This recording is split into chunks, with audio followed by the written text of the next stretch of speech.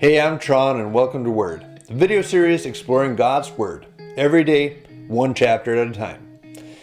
Exodus 33 is our inspiration for the day with 23 verses. The Lord is not happy with His chosen nation. They have made some poor decisions and 3,000 of the worst offenders have already paid with their lives.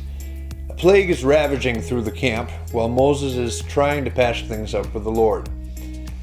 But God is having cold feet, in verse 3. Go up to this land that flows with milk and honey, but I will not travel with you, for you are a stubborn and rebellious people. If I did, I would surely destroy you along the way. When the people hear the words of God, they go into collective mourning and do something that they will carry with them until they enter the land God has promised, in verse 6. So from the time they left Mount Sinai, the Israelites wore no more jewelry or fine clothes.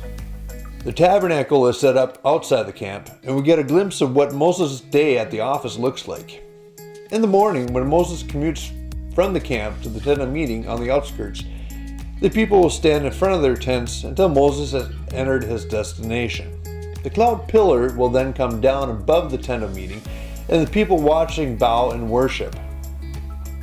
God speaks to Moses like a friend during the day. In the evening, Joshua stays behind while Moses travels back home. We get to see how close the relationship between the Lord and Moses has become in verse 13. If it is true that you look favorably on me, let me know your ways so I may understand you more fully and continue to enjoy your favor. And remember that this nation is your very own people. Moses wants to know God more. Everything else springs out of that. Isn't that the core of a genuine walk of faith? God finds favor in Moses, who in turn saves his people by having trust in the path God has set for him. The Lord will travel with his people because of Moses.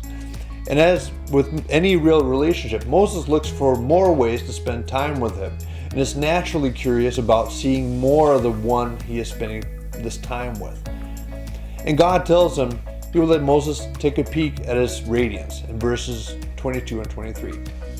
As my glorious presence passes by, I will hide you in the crevice of the rock and cover you with my hand until I have passed by. Then I will remove my hand and let you see me from behind, but my face will not be seen. The Lord tells Moses to chisel out 2 more tablets to make space for another iteration of the law that will embody God's covenant with Israel. And Moses will make the climb up Mount Sinai again, tomorrow in Exodus chapter 34. Until then, Word.